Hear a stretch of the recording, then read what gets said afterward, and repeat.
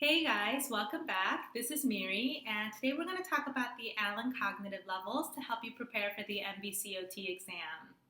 If you see behind me here, you'll see that I have every level with drawings and with keywords to help you remember and learn each level. So follow along, and I will get out of your way so we can get started. All right, so let's start with the Allen Cognitive Level 1, Awareness and Automatic Actions. At this level, the patient's cognition is profoundly impaired. What does that mean? They have fleeting, non-selective, very brief attention, maybe lasting just seconds, which is why I have a stopwatch here, and they require total assistance and 24-hour, around-the-clock care just to elicit or produce automatic actions. What does that include? Things like swallowing, locating stimuli, rolling in bed, or raising body parts.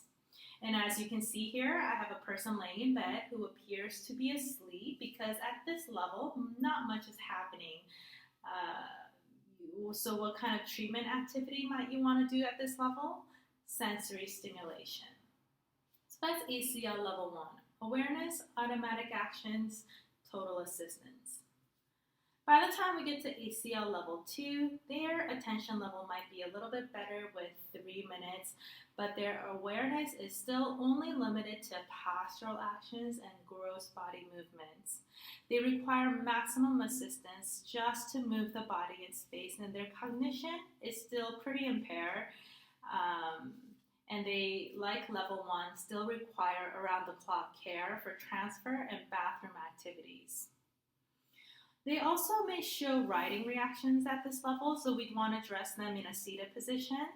And it would also be important to provide safe and comfortable footwear, though I think that would be important at every level. But here particularly, it would be important because this is the level at which the patients start wandering. So remember how at level 1 you were trying to simply elicit automatic actions? Well, by level 2.4, you're trying to prevent them from climbing over the bed, attempting transfers on their own, or even walking on uneven surfaces and getting lost. So it's important to prevent the patient from engaging in unsafe activities at level 2.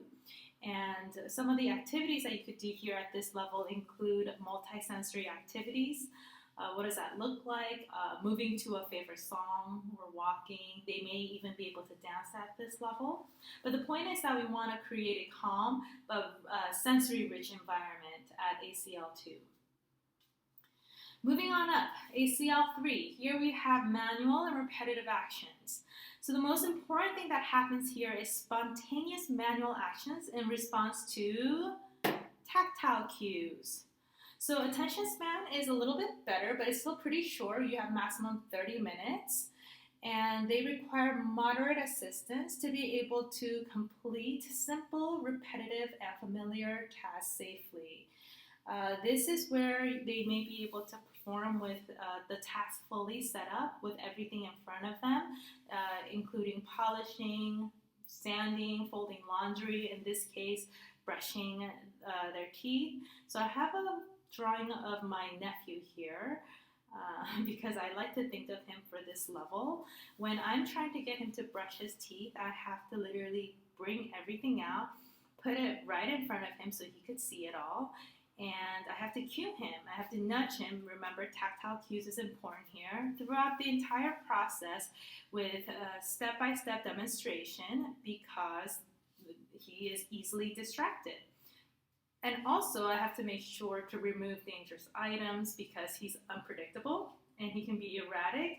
So I don't know when he would reach over to grab my scissor or razor and attempt to use it inappropriately. So that's ACL level 3. You have manual, repetitive, familiar actions with distracted, fleeting attention span that requires tactile cues and demonstration throughout the entire activity.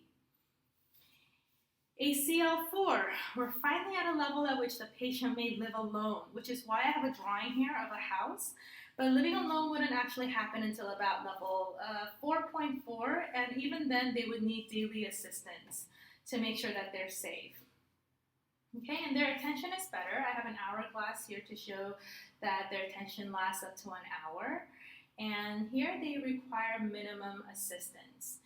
And the difference between ACL 3 and 4 here would be that, remember here they require tactile cues. By the time they get to ACL level or ACL 4, they require visual cues. They may be able to make themselves a cold sandwich at this level or snack. They can walk to familiar places like 7-Eleven and make a small purchase. They may even be able to use a simple route and take the bus to go to a community event. And supportive employment would be beneficial at this level. Okay, so that's ACL 4. All right, almost there. ACL 5, and this is where we have new learning. Their cognition is only mildly repaired here, and they only require standby assistance. And the reason I have a calendar here is because their attention is much, much better, lasting just weeks. This is where they have new learning with trial and error, and their learning is generalized. And I have a little drawing of myself here because this is how I like to remember ACL 5, which is a phase in my life where I decided to quit my job, book a one-way ticket, and travel indefinitely. So the reason I think of this phase of my life is because with new learning and exploration also comes impulsivity and poor judgment at this level. And so while my friends call me an intrepid explorer, I like to say that ACL 5 more accurately describes that phase of my life where I was unable to anticipate any potential errors. I was impulsive, I was making abrupt changes throughout my journey, and I wasn't really thinking about family or friends or social standards or norms because my personal preference always took priority here. So this is ACL 5 where you have new learning, trial and error, learning is generalized, but you have poor judgment, you are impulsive. At this level, you may live alone with weekly checkup for safety. Okay, well thankfully I moved up from ACL 5 and decided to do something with my life and plan something in line with my interests and values, which is why I have here a graduation cap, because shortly after coming back from my travels, I decided to go back to school to pursue occupational therapy, and that's how I landed at Allen Cognitive Level 6. Now I can anticipate potential mistakes and plan new actions in support of my goals. I could reflect on my decision to improve my life. And I don't require supervision, although I may occasionally seek a consultant for guidance. So the picture I have here is my higher being, my higher self, the analytical, thoughtful, reflective individual ready to conquer the world. Okay? All right, and on that note, I'm gonna stop this video and go seize the day. Thank you for watching my video. Good luck studying for your NBCOT, and I'll see you next time.